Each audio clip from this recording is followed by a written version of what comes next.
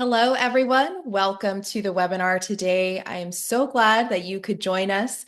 If you could give me a thumbs up or comment in the chat that you can see the PowerPoint slides okay, please let me know. A quick introduction. My name is Alexandra Alvarado, and I'm the Director of Marketing and Education at the American Apartment Owners Association. And today we have with us the LiftMaster team and real estate analyst Lane.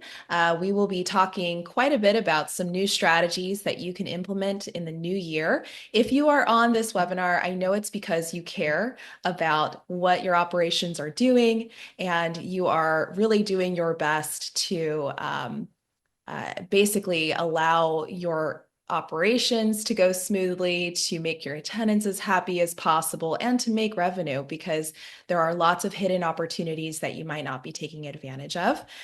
We're going to go through this entire presentation within an hour. We'll have some time for Q&A at the end. So please put your questions in the question box as you start thinking of them, and we'll try to get to them at the end.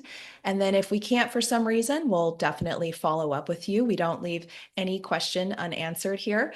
And we'll also, of course, send you the recording tomorrow with any of the contact information of the speakers today that you can get in touch with in case you need anything. Let's see here. So there's a couple of questions. There's a question that just came in the chat. Okay, great. We'll address that later. So real quick, we have with us Miriam Walker, Director of Community Access Solutions of Access Controls at LiftMaster, Rebecca Peterson, Director of Community Product Management of Access Controls at LiftMaster as well, and Lane Aldridge, which is the real estate and investment analyst we have today to provide his perspective on just working on so many deals and also being a rental property owner himself.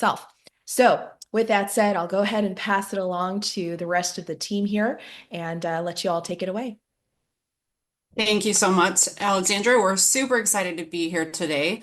Before we go into the specifics of the content that we've created today, I wanted to give Lane and Rebecca a chance to introduce themselves so that you all have an understanding of who our experts are on this panel today. Lane? Sure. Hi, everyone. Excited to be here. My name is Lane Aldrich. I'm based out of Provo, Utah. I have a background in real estate investment, real estate financing. Started off my career as a young loan officer, made a transition over into investment property financing, particularly in the 1 to 4 unit space. And over a career in that industry, financed over $1 billion worth of new construction 1 to 4 units. A lot of those were involved to put smart features in. I also have a portfolio of 10 rentals of my own that my wife and I own that we included these type of features. And so lots of hands-on experience with working with real estate investors and property management groups, and then also offering strategy to different property management groups and investors on the benefits of leveraging your infrastructure to make sure that you're yielding the highest amount of cash flow. Cash flow is tight right now, and there are different strategies that we're excited to bring up that can make a difference. Recognize in this webinar, we've got a lot of people that self-manage. There are a lot of property managers in here, and I'm excited to bring up some high-value content with the co-moderators on what we can do to really streamline your property portfolio. Thanks, Lane. We're super excited that you could join us today. It's an honor that you are here with us with your expertise. Rebecca. Well, hello everyone, and thank you for joining us today. My name is Rebecca Peterson. I'm the Director of Product Solutions for LiftMaster for Access Control business. My background is actually in engineering, believe it or not. I was more on the techie side, but really, I've been doing this for about 15 years. I moved over to product management. My passion is really about understanding pain points that are out in the market and working with product managers to really develop robust roadmaps and solutions that we can bring to the market.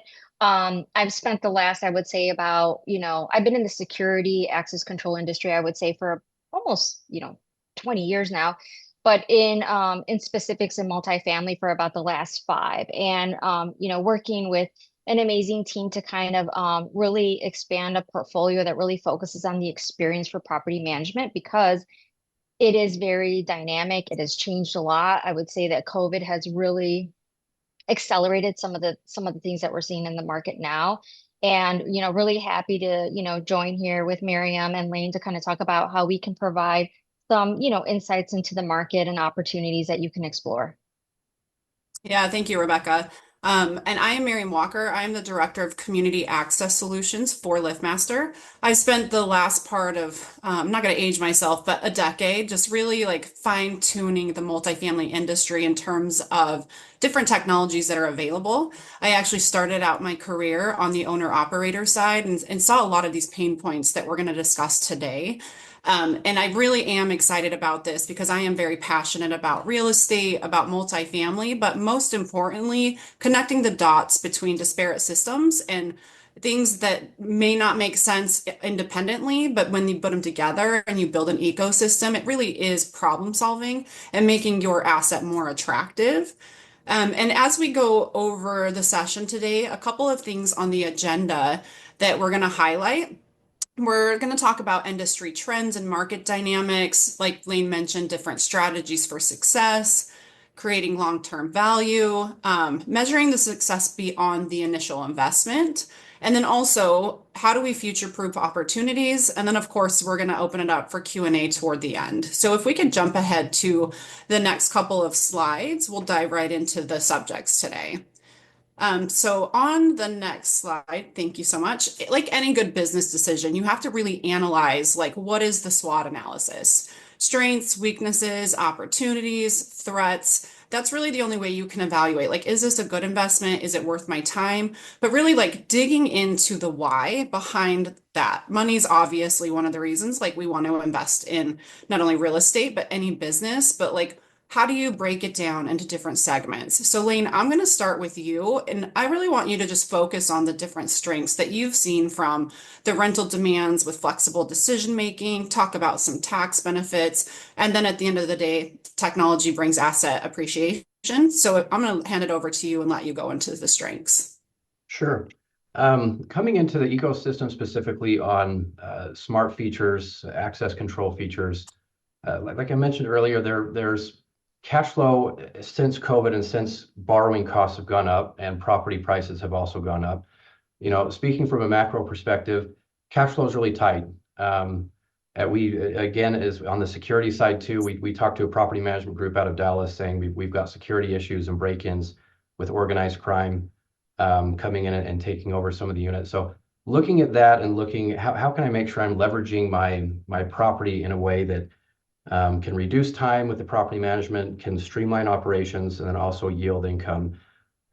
Just as an example, I've in the properties that my wife and I own, it's really similar as well to the properties that we consult on. I checked just a couple days ago, and across the portfolio, we were yielding an extra $400 to $500 a month in net income just by having some great features in these properties and utilizing the infrastructure really well. So that comes down to access control, smart lock, thermostat, garage door functionality, and then being able to get vendors in and out of these properties with a back-end solution. When you take that and compound that over time, on a per property basis, on a per month basis, and what that can do to your investment is phenomenal. You look at it from a monthly perspective, the income that you can yield, and then take that and times it across your portfolio. You look at what you can exit a property when you go to sell and what that additional income can mean from the perspective of selling a single unit in your property versus your entire portfolio.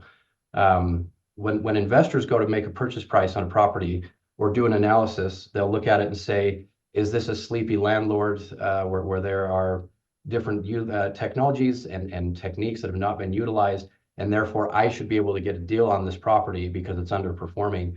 That benefits the person purchasing your property and not you as the seller. When in reality, when you can come in and say, I am offering this property at X price because I am maximizing all the different revenue streams as well as I possibly can. There's the cap rate on a $350,000 property is the same at a $350,000 property with no smart home versus a property with smart home or smart features at $360,000. End up yielding the same cap rate in a lot of cases, assuming all the other metrics are the same. So from an investment standpoint, when someone's looking at it and saying, I want to come in and purchase this, you can actually have benefits along the way of increasing your income, the ability to potentially reduce a couple months along the way of vacancy, and then exit the property at a higher purchase price. When you're mapping out your ownership of your property over X number of years, and you can factor in the way that just having the type of smart features can benefit you, it's in the $5,000 to $20,000 range, depending on how long you own the property. And so it's something that when you look at it, it compounds very quickly across your portfolio, and benefits in so many ways that have been really fun to notice.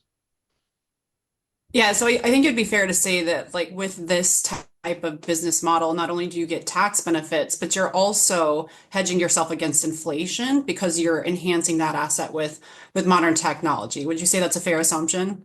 Absolutely. And on the technology side too, it's tax benefits with the depreciation, when yielding higher income and being able to offset that with your depreciation, is a phenomenal way to stay ahead of that, in addition to the asset appreciation portion as well. So I agree.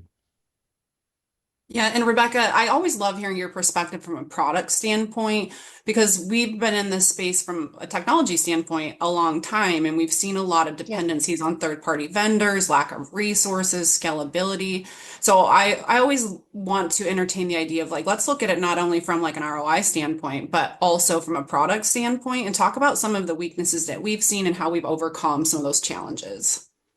Yeah, absolutely. I mean, I think part of the challenge is, there's sometimes, if you think about like access control or a cloud-based system, it can seem a little bit overwhelming about, ooh, the fear of not understanding how to integrate it into what you're going to do your daily operations, right? So really try to focus on making sure that, the user interface is extremely intuitive, easy to operate. You're easily managing your adding of units, adding of people, managing of people. But one of the biggest things is, to your point, is as you start thinking about lots of integrations of different systems, right? You might have a camera system, you might have a security system. Is how do you start to open ourselves up to do more integration? So you build it all into one platform. So you don't have to have the dependencies of always working at third-party vendors or working with multiple vendors. So you could just work through one in essence manufacturer and one support system that can help kind of expand that portfolio for you and make sure it's scalable, because obviously, Lane, as you're looking at investments, right, you might start out really small with just a couple properties, and if you want to expand that out, you want to try to kind of unify either that system that you're using or that software cloud platform so it's scalable across multiple properties and easy for you and your staff as you start to build that to manage that. Absolutely. Yeah, and when you start looking at the overall opportunity, Rebecca, you kind of touched point on that earlier. COVID really changed the way that we did business, the way that we lived, the almost like the instant gratification expectation. It's like now we have everything at our fingertips, but what does that translate into, like the ability to monetize that? So we know 50% of renters, just off of our own data and partnering with data firms, is that 50% of renters are willing to pay more for these amenities, for the ease of access. And we do have, like, most people, like, I still work remote. I haven't gone back to an office since 2019. And bless your heart for all of those who have, but it's not something that I ever want to have to do. But I also have the ability to have all of these things at my fingertips. And one of them is technology. My own personal home is smart. I have the video doorbell, I have all the features, and I don't know, like, how I would transition back to not having those technologies. But more so, it's like our customers, our clients, lean yourself, like, we want to monetize that. We've seen the actual data. So if we talk about not only like the smart features, but really, Lane, I want you to lean into some of like the energy efficiency grants, the rise that's on demand, especially from a lending standpoint. Sure.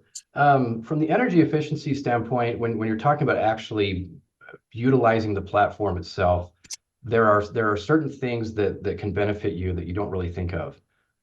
So, for example, a water bug or a water detection, we've got products deployed as I've consulted with different groups, where having a component in a unit, in a vacant unit, one of them was vacant and there was a water leak, and they're able to catch it because a sensor went off.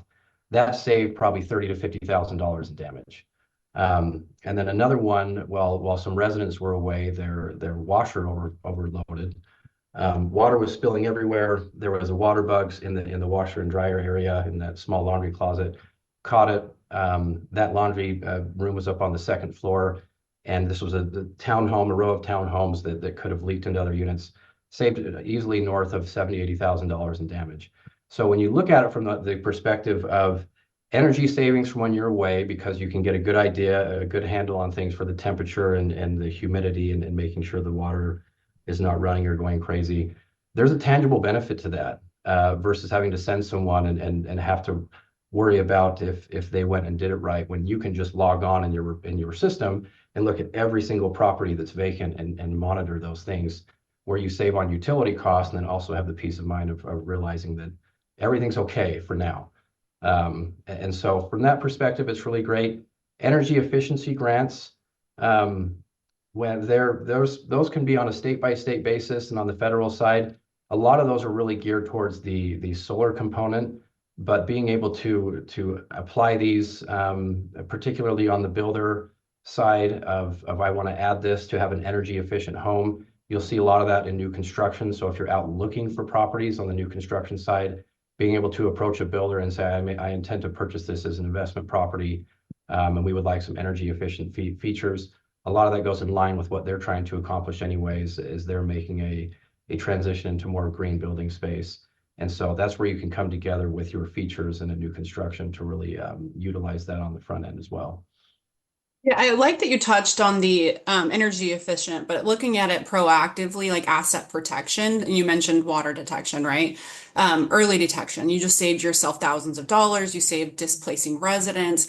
But along those same lines of thinking, asset protection isn't just like what's on the inside, it's what's on the outside too. How do we protect that community? Making sure that it's safer, your residents feel safer. So, Rebecca, if you wouldn't mind just talking into some of the trends that we've seen that really help solve that security component, keeping the asset protected from the outside too.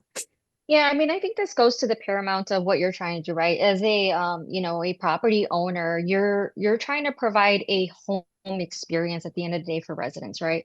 And one of the biggest things that we kind of heard about is if you think about a lot of times for your basic access control, either people are still using key management or your old school buzzers, right? So imagine, you get those scenarios where the pizza guy's just kind of coming in, pressing every button, and randomly people are letting people in. So the emergence of video has been very paramount in this industry because now, as an example, video intercoms can be installed at the front entrance, right? So now a resident can have a, one-way video, two-way audio conversation to say, am I letting the right person in? And for that property manager or that owner, they have full traceability of, hey, all these activities have happened.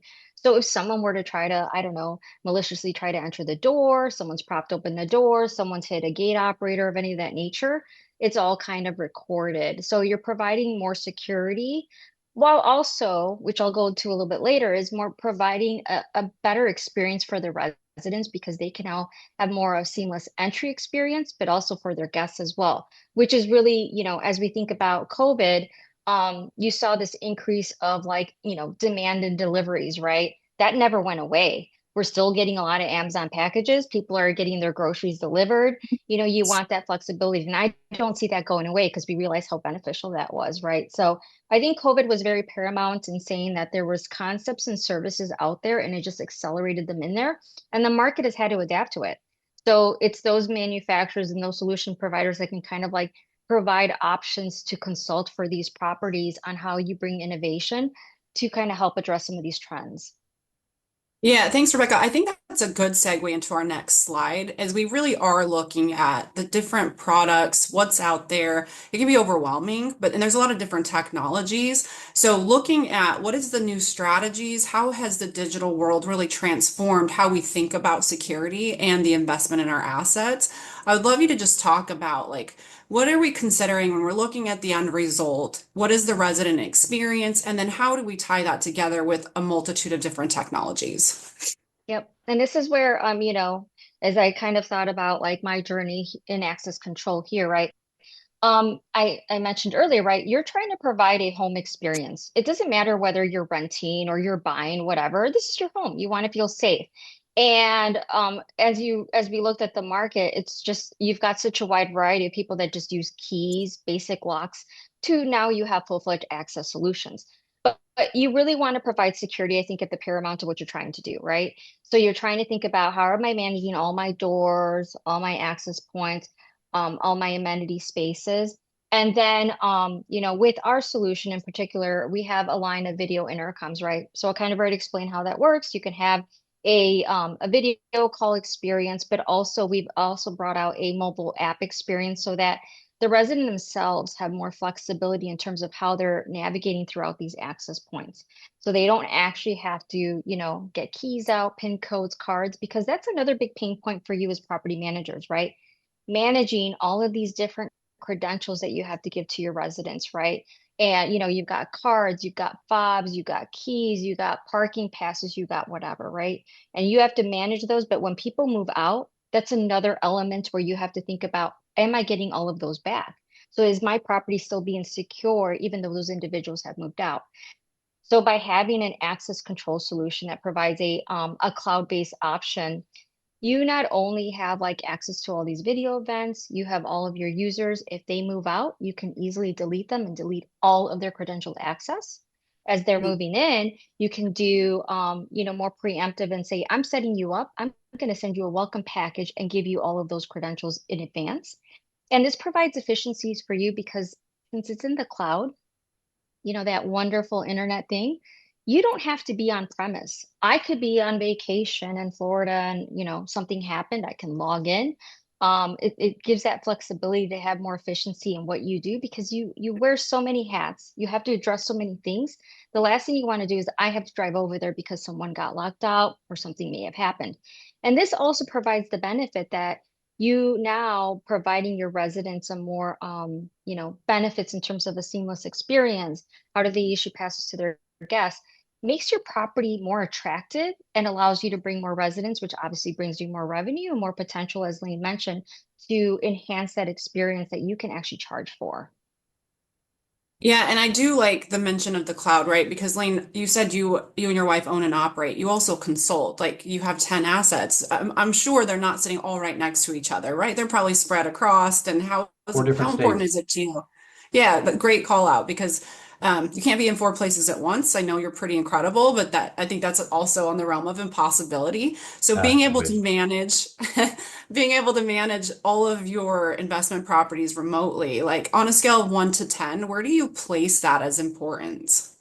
Oh gosh, I like taking one step back and saying, if I had $1,000 to $1,200 to work with for every rental that I acquired, what is the best long-term ROI where I could deploy that, right? And that's a small amount of money to work with, but that's all it really takes to implement a lot of these strategies. Is it going to be in the countertops? Is it going to be in paint?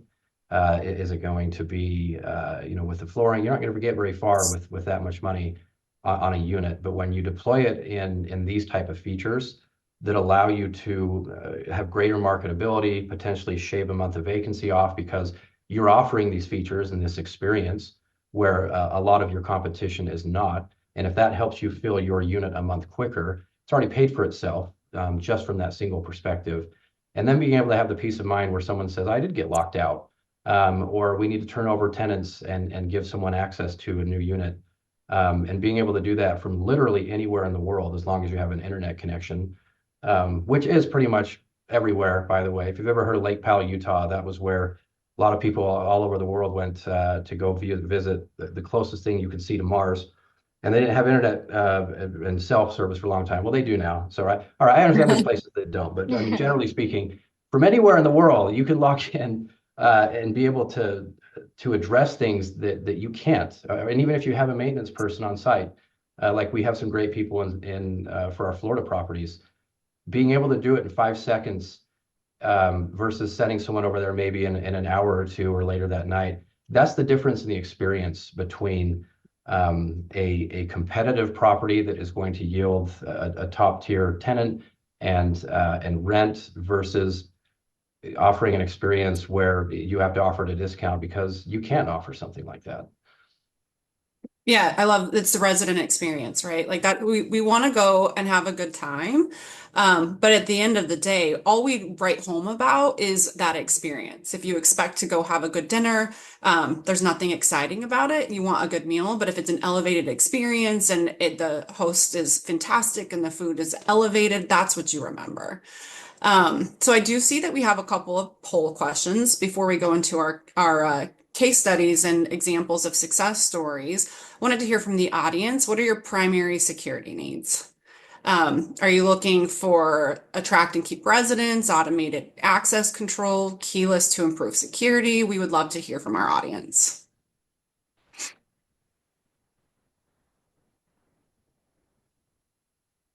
Oh, I love it. I'm not too surprised at the results.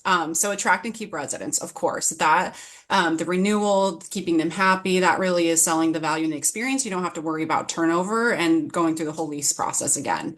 Thank you guys for your participation in that. Rebecca, I want to go to the next slide and really highlight some of the challenges, but also some success stories that we can share with our audience where we optimize revenue. Yeah, this is a perfect case study. This is a property called View on Harvard in Bellevue, Washington. 33 unit, multi-family complex. But one of the things that they were really struggling with is increased crime in their general vicinity and their key management. They, in essence, had just keys everywhere, and it was becoming kind of a pain point for them.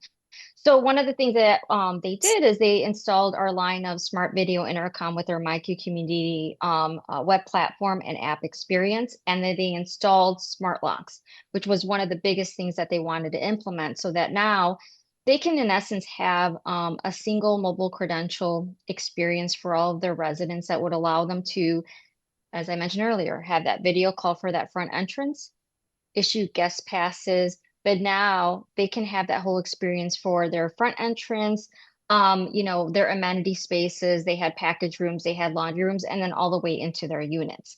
What did this really do for them? And this is, pretty impressive, but it increased their net operating income, right? They were able to charge their residents, up to $30 more a month because they wanted that kind of control.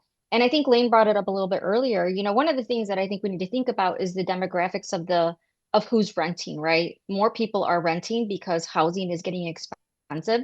But if you think about the renters that are coming up here, you've got those millennials and you've got those Gen Zers. These are what I always like to call the digital natives that Mm. expect it, demand it. They're not gonna, the internet is not an option. You need to start to think about providing some of these smart access solutions. But the nice also benefit for the property manager itself and the manager of these properties was the cloud access control. They now have full capability within the web platform. They can see all of the activity events. They can create groups and zones. So, as an example, they had different amenity spaces they only wanted available for certain hours, right? So, let's say the gym room only wanted it from 6 a.m. to 8 p.m. They could easily create those schedules and only allow certain users within those areas.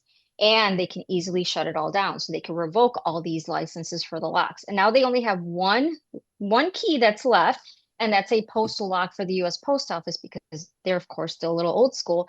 But now everyone is on a smart application that gives them all the flexibility they need so they can stop chasing down their keys. And it's provided them a lot of automation, a lot of efficiencies in how they manage their properties, but still giving the benefit of security and a convenience experience for their residents.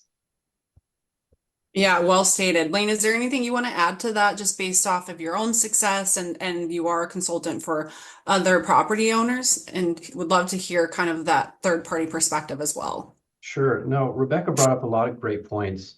The things that I would add to that are that there are other components that you typically wouldn't recognize how tangible they are because it's really hard to show up on a profit and loss or on a balance sheet from an operating perspective. And that is, with deploying something like this and getting that access on the property management side, Rebecca did really good hitting on the benefits to the residents. But as the property managers, if you deploy this right, you're typically trying to save yourself in anywhere between 1 to 3 hours a year per property. That is how bringing in these type of efficiencies. That's one of the ways to measure that. not only, I mean, and you're not even talking about gas money, right? Driving to and from the properties. You're just saying if we can deploy this technology that can save me on average 1 to 3 hours per property per year, and you're managing 30 to 50 units, you're talking about potentially the reduced work or exchanging of keys or visiting the site in the hundreds of hours per year for a single, larger development. That's at scale, right? It's going to be a little bit smaller if you've got a few properties or 10 properties. But if it's your personal time, that's valuable time. If you're an owner operator, if you're eat, sleep, and drink property management, that's all you do, that allows you to be more efficient, where you don't have to have as many personnel, which can cut your costs, and also be able to deploy some of your property managers into additional properties that they otherwise would have not been able to manage because they would have been overloaded. And so there are so many things behind the scenes that I've been able to see on my own properties and with different property management partners, that when you have automated access like this, and can deploy it, that you become so much more efficient, and it helps you a lot from an operational perspective and from a cost perspective. Yeah, well said, both of you. As we go to the next slide and we really talk about the long-term value, it can mean a lot of different things for a lot of different people, but I always like to think of the journey starting before you ever sign a lease. First bullet point here, self-guided tour access. That almost became necessary with COVID. We talk about that. We have a stamp in time that's pre-COVID, post-COVID, but we had to be able to rent houses, show homes to buy, be able to lease properties without actually being there. And that was almost the evolution of where the self-guided tour really started. And the experience starts before you ever sign a lease, right? Like you talk about interacting with different technologies. What does that mean? But if your experience is great before you even see that apartment, you're going to remember that ease of access, getting into an apartment or a home when it's convenient for you. Studies have shown that the most self-guided tours happen between 6 and 7 a.m. and after 7 p.m. at night. So Rebecca, I want you to just kind of hit on all of the different technologies, but also like adding that layer of convenience into the potential residents' hands before they even sign the lease. Yep, absolutely. And I think this is to your point about the self-guided touring, like your first experience, you're going to remember that, right? And so the fact that you can almost give a temporary passcode to say you have certain rooms you can go visit within the property before they decide to sign the lease. Then they get to experience it before they've even moved in is kind of impressive, right? So obviously, you talk a little bit about the video. I think the power of video is very important, and I mean true video, because some manufacturers do video, picture stills and stuff of that nature. This is like true video is really empowering because it's no different than like my FaceTime, right? We love that flexibility to having that video capability to have that visual confirmation on letting in. Remote access is another big piece, right? Not only for the property manager to kind of open up whatever doors when they're not there, but if the resident can also open these remotely and say, hey, listen, I've got friends coming over, I'm going to open the door for you. I don't have to kind of get up. That's another great benefit. Touchless access, I would say though, is probably the most important one that's really kind of come out, right? So people don't want to get their keys, their fobs, whatever, right? And since your phone is already doing so many things, right? I can make a call with it. I can FaceTime it. I can look at my Facebook. I can look at the weather. I can pay my bills, whatever it may be. Why does that phone now become your key, right? So now I could just use my phone to tap a reader, open the door. I can keep it in my back pocket and just walk right in. Other things such as like Siri integration, voice integrations, right? I could just say open sesame. In fairness, it will do that. But also I think that flexibility of the guest access, because we have so many different needs of a guest experience, that the fact that you can now extend that, access for someone is important, right? So whether I decide I'm going to have a pizza party and I want to be able to just randomly send an invite for the pizza guy to come in and deliver the pizza, I can do that. Or if I've got a dog walker, I've got my mom that likes to come in. She's gonna, babysit my kids from certain hours. I can issue a reoccurring pass. But if you got maintenance workers, you can also just say, hey, listen, I need you to come in and you're gonna be painting. I'm gonna give you access. But the true thing too is also all these amenity spaces that, with COVID, more people are working, to your point, Miriam, remotely. You want to create those separations of it's my work, but I also live here. So how do you create those amenity spaces? And then now you could kind of share that access between your residents and how are you providing that security and that seamless experience? Yeah, and Lane touched on it earlier too. Like your time is valuable. And imagine if you can just give recurring guest access to your maintenance team, to your cleaning team. How frustrating is it? We all know we all rent short-term rentals, but even in the long-term space, you're trying to get out the door, right? Like I'm in a hotel today and housekeeping's like, hey, can you leave so I can turn over your room? But being able to identify, like, here's a window of time that for short-term rentals, I can issue a guest pass and that housekeeping team just has it. It's recurring. It's on Mondays from this time to this time. And then that way they're not waiting for me to show up and hand over a key or waiting to see what is my access? How do I get a key? Do I have to drive? Do I have to go pick it up from Lane? Do I, like the virtual key thing has become so commonplace that in and of itself is time savings. So Lane, I'm really interested to hear, we go to the next slide, just the long-term success. Like what is the success beyond the dollars? And you had some really good insight into not only the resident satisfaction, but time savings and just some statistics around what that looks like that I would love for you to share with our audience. Sure. So my background is in the financial aspect of this, so I can't help but just kind of gravitate over to that. Mhm. But I love the content that we've covered so far, especially in the last slide too, is getting out front to create that opportunity or that experience where someone has ease of access to the property.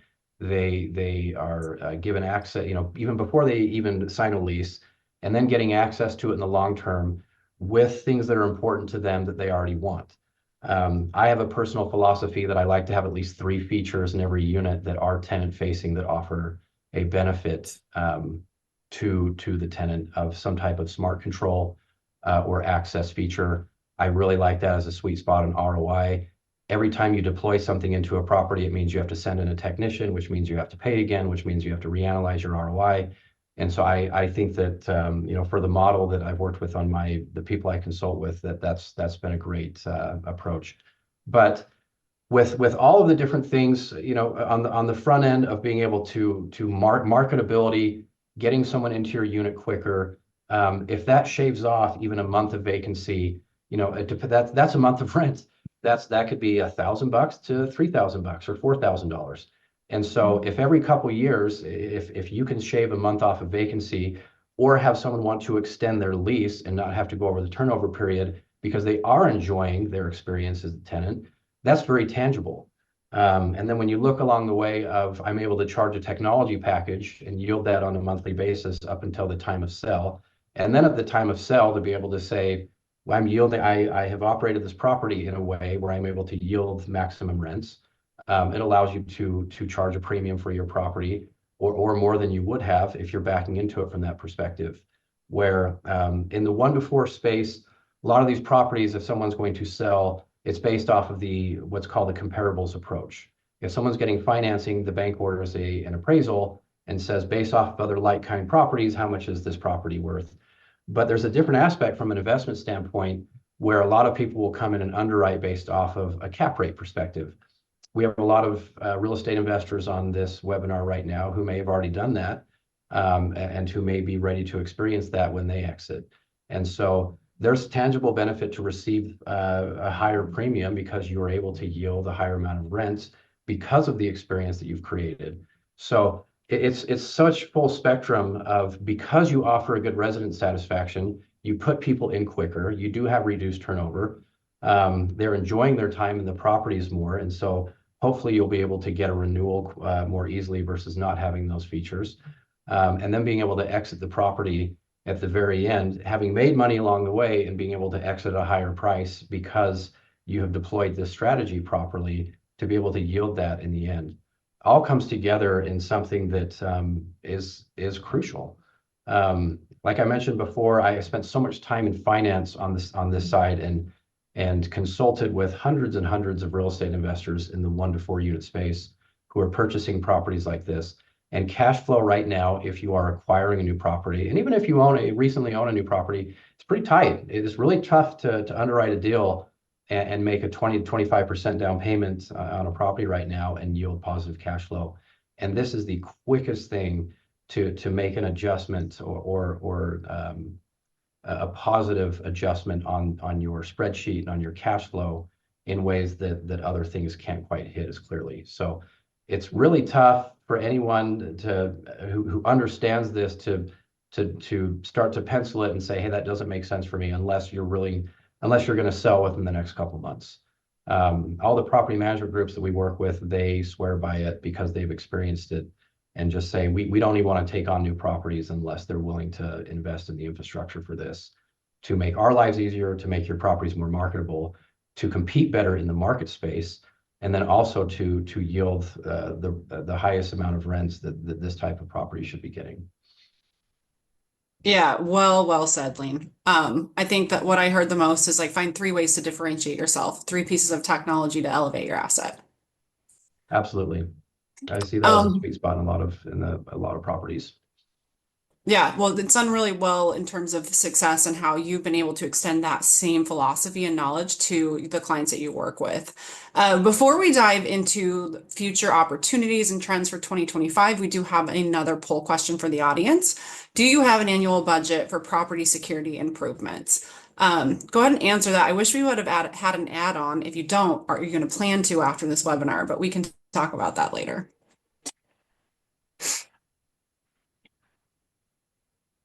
No, I'm actually surprised for this. But hopefully there's a takeaway and after today's session where you will reconsider or start thinking about that long term of like really investing in the security of your space and looking at it more like we talked about, like the future improvement of that asset to make it more attractive. So let's go ahead and jump into the next slide. And Rebecca, you see a lot of different trends that come in the market. You go to industry trade shows, you're looking at technology from a very high level view. So I would love for you just to touch on what future opportunities you've seen coming down the pike, and then really where is the demand for emerging trends for this year? Yeah, thank you, Miriam. Yeah, I mean, obviously we've talked a lot about this with the hybrid work impact, right? I know there's some big corporations that are making people come back to work, but the thing is that I think we've learned as a that we can be flexible working remotely. And that I think means the differentiated experience within these multifamily space in terms of I mentioned earlier, how do you start to create additional amenity spaces that separates your work from, your life balance, right? So these are going to be, trends in terms of the way that the buildings are designed and maybe some amenities that you can bring in there in terms of access control. Deliveries, as I mentioned, is not going away. And one of the things that I will say that is still becomes a challenge that the whole industry is kind of looking at from a manufacturing standpoint is how do you manage packages? I think that's still, like no one has that right solved solution. So these are things that I'm always looking at. We're talking about in moderations and uh, as we go to different shows and we talk to different industry players, is like, how do we address this home delivery? So that's something that I would keep an eye on because there's going to be, I think, future solutions out there. The other thing that I'm going to go a little bit further down is more about as you think about these systems, right? You see the utilization of what's happening within your property, right? Like when are my windows of time where I see a lot of busy activity? What are the doors that you see most commonly used? These are data-driven decisions that, can start informing you of how you manage your properties or how you might want to invest in it.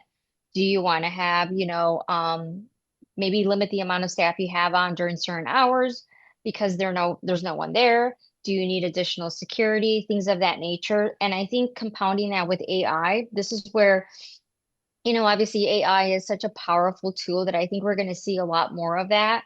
We all as an industry are talking about how do we start to leverage that. So these are going to be trends that we're all thinking about from the technology standpoint of leveraging that and bringing solutions to this market. So I think in future webinars, which I'm sure we'll be back on, we could share a little bit more. Yeah, thank you, Rebecca. Lane, is there anything here that stands out or maybe something we didn't put on the list that you've seen that's up and coming that you want to share with the audience? It's more on the property acquisition side and not as much on the technology of a trend to watch for. I have a very, very heavy experience on the new construction side. And something that's been fun to watch and see trends on is I love turnkey real estate. I love new construction. I like townhome style where there's an HOA to manage the exteriors of the properties and make sure they look nice. But in new construction, builders have more flexibility when it comes to price reductions and a very substantial amount of their budgets that people don't realize actually that is meant to buy down interest rates to help bridge the gap between where the market is and home prices. And as an investor, that might be something really fun to look for in your markets if you're looking at acquiring additional properties is what is the new construction? Who are these builders? And are they buying the rates down, which can help get you to a deal that pencils better when looking at your overall cost basis into a transaction and what your monthly carrying costs are. And so that'll be fun to watch for. Seen a lot of that in 2024. And I think there will be more market in real estate buying and selling in 2025 as people come to get used to the new normal of 6 to 7% interest rates that everyone wanted to pretend wasn't happening for several years. And that shock period is kind of come and gone. And so the NAR is expecting a lot more activity. A new presidential administration who is promising to pull back on regulations and permitting costs. There's a lot up in the air for that, but we'll see, if they're actually able to move the needle on that like they're promising. Yeah, that's very exciting information and insight. Before we go to open Q&A, a couple more poll questions. So I want to hear from you all. What property types do you manage? Are you managing an HOA? Is it a vacation rental, multifamily, commercial real estate? Want to see the diversity of portfolio types in our audience. Yes, and also since we are getting close to Q&A, if you could also put in any questions in the Q&A box, not the chat, that would be most preferable, and that would help. Larry in the chat says single family duplex, so he answered the poll there. That's cool. So you can select more than one option here. So I'm going to give it a little bit more time. Let's go ahead and end and share the results. So not a surprise, most of you are multifamily since you're a member of AAOA, but also some variety on also having an HOA, gated home, vacation rentals. So seems like some of you dabble in a little bit other than just multifamily. And I'll go to the next poll question just also while we start picking up the questions in the Q&A. If you would like a complimentary consultation to learn which access control solution is best for you, you can go ahead and answer that there. And I'll leave this one up a little bit longer while we dive into some of the Q&A here. So in the Q&A, we got a few questions from Mo here. It is known that hackers hacked the Department of Defense computer system. How do you protect that access to the server for authorization to make sure a stranger cannot open the door of residence, not enter the unit, and when the residence is away, they have not authorized the person to hack to enter their unit? So lots of concerns there. Maybe one of you can take that. I mean, I think this is where you have to like assess your partner of choice or the solution that you're going to be selecting.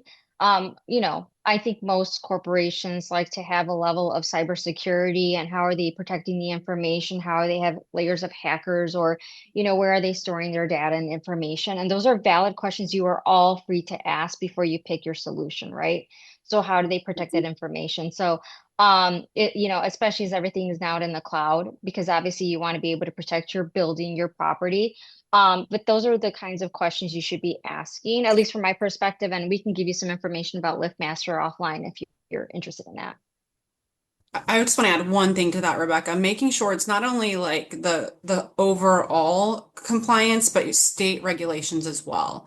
Like we know the state of Florida has Maya laws, it's very stringent. New York has their own set of privacy laws. So asking specific questions on the data privacy concerning to the area that you're in as well is going to help lead you to the right direction. Good advice. Mo also asking if the internet of the unit goes down or the power goes off, then can you recover and have access to that security system when you're out of town? I'm only going to speak to our system. I can't speak for all, but this is a good question to be had, right? Obviously, the internet is always going to have little issues, right? I've been in work and All of a sudden I get dropped. At Mhm. least for our system, we do have offline modes, obviously. So like the resident information is still kind of stored on the local hardware, and once it recovers, it goes all back up to the cloud. So you need to think about those fallback. How are you going to manage that when the internet does go down? And that's kind of, to me, it's kind of like, you got to think about your emergency prepared system, right? So think about your fallback scenarios. But this is where, if you want to have time with us, we can kind of consult with you and walk you through and let you know how our system kind of works in an online and offline mode. Great. And also, kind of similar question, Fabian in the chat had asked about Utila, which is, if I'm not mistaken, a city in Honduras. So he's asking if it could work near the ocean with very spotty Wi-Fi and electricity In Honduras. I would say internationally. I would say you need electricity for most of these Yeah. things to Everything? run, at least on the cloud, right? Like a Yeah. lot of the components, at least in our ecosystem, are independent of the cloud. They would still function without that, like our locks if they have batteries. But you're going to be hard pressed to find any technology that doesn't require some form of electricity. But in terms of like the internet, like I'm actually in Florida right now, there's a ton of concrete and rebarb here. Connectivity is a big issue in the buildings here. So us specifically, we do have different repeater devices and cellular options that would allow to assess that. But we're not just going to say, hey, here's a product, go out and install it. We have a team of experts that would do site walks with you, test connectivity, and make sure that we are considering the elemental factors that are tied to the ask of what you're looking to install. Gotcha. Yeah, Fabian added, the power company is on Facebook only and they run off of generators at times. So different Oh no. system internationally, obviously, you got to Yeah. work with what you have. But definitely in the US, I know it's a little more reliable, but we can see and assess as you have concerns about a particular property, right? Yeah, Um, tell Fabian I'm gonna send him a solar power charger, just like so his phone at least works. That'd be great. And he says, I'm more worried about the saltwater damage. So yes, ocean properties always going to be a part of that concern too. So in the Q&A, we have Sammer here who did mention tenant privacy laws and how it pertains to public spaces, particularly in California, if there's any difference there. So one thing we always are cautious of is that, right? Each municipality has its own privacy laws. We work with our legal team to identify anything that we should be aware of from a compliance standpoint, but we're always going to encourage you to seek your own legal counsel to understand what the privacy laws are for each zip code that you're in, and taking that into consideration. So we're not the experts for every zip code, but we work with experts that can help guide that conversation. But we're always going to encourage you to go back and do your own research before you make a decision with any partner. Great. And one other question here of whether you keep a hybrid of remote access to the unit and a manual key unit so that you would have basically both options in case of, I guess, you needed to go back to just a manual key, I suppose, and there's no power. No, I Let's let think Lee answer that too. yeah. Yeah, that Absolutely. really comes down to individual strategy. A lot of people like to have a backup or a fail-safe, just in case. We really like there's a Yale makes a lock, a smart lock that if it dies, you can hold up a 9-volt battery to the bottom and the front, and it powers it up. And so that way, that serves as a redundancy if people fail to change their batteries, and the keypad stops working for some reason, or dies. So that's strictly personal preference. I don't think there's a right or wrong answer. It really just depends on what you're comfortable with, and if you have a good backup plan, as an alternative to keys that is not keys, like that Yale lock. Great answer. And then Brad asking, how much speed do you need for internet connection? Does the landlord need its own internet connection? So in general, I would say, we have, requirements for the internet, and it actually doesn't need that much speed. But in fairness, because these are, at the end of the day, kind of the system is somewhat of a security type element, we always highly recommend that you keep those on a dedicated network. So you're not sharing it with your tenants, right? Because you don't want, obviously, as we mentioned before, a lot of people are working from home. So you're doing work, right? You're on Teams, you're on Zooms, and then you've got your family streaming Netflix and, kids are playing Roblox or whatever it may be. All of that bandwidth can really limit the networks of this smart solutions. So you want to keep those almost independent of itself and make that investment. At least that's what we try to recommend. Great. I think that wraps up the questions that we had in the Q&A and chat. So I know we have a key takeaway slide. If we do get another question, we just got one. So let me pull this one up real quick before we move on. Does your company have a complete internet-enabled camera security system for, let's say, a whole 100-unit property? Well, I always love talking about what's up and coming. What are we doing to partner with other people in this space? And since Rebecca oversees our product strategy, I'm going to let her allude to some of those up and coming features. Yep. So right now, obviously, we have the video on the devices itself, and we are working on it to expand so that we can have additional video access points. So then, yes, you could have it throughout your property, right? Different vantage points, different access points, and you can bring it into one single ecosystem. I would say that is one trend. And this is more on the technology side, right? We mentioned this earlier. A lot of people want to start to consolidate all of these systems, right? I don't want to log in to 5 different systems to try to manage my property. So where we can, we're trying to do this integration to say, bring it all into one space. You can see all of your camera feeds from the devices themselves, but also external ones. So you have a better way to control it and you have almost like a little command center. With that will also be some of the smart stuff we're talking about with AI is how do we give you more informed to say, hey, smart searches of what you're looking for. Did something occur? Was there an individual with a red hat and a black jacket that you were trying to look for in a certain time window? So a lot more things to come from LiftMaster. And so I said, I think we'll be back here, Alexandra, I'm sure a couple times this year to share a little bit more as we try to bring out more solutions for you. Oh, well, that's exciting. And I think it's a great way to end our presentation with some look out into the future of what you all are up to. It's always exciting to see that you're innovating constantly.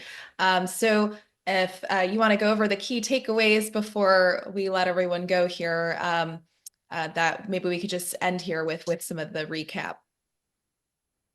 Yeah, and great participation from the audience. Thank you. That makes what we do here so much easier when our audience is engaged. Really, how do you maximize your ROI? What should you be looking for? The 3 different security features or ways to differentiate yourself in your portfolio with technology that you're putting in, and really thinking outside the box. Like it's really a good way to say, I want to be different, but this has been done before, or what have I done that hasn't been as successful as I want? And how do I elevate my asset type so that it can be more attractive, not only for residents, but also for future sell as well? And really staying up to date with different technology trends, making sure that you educate yourself. Ask anybody think of this when you talk to a vendor as an interview.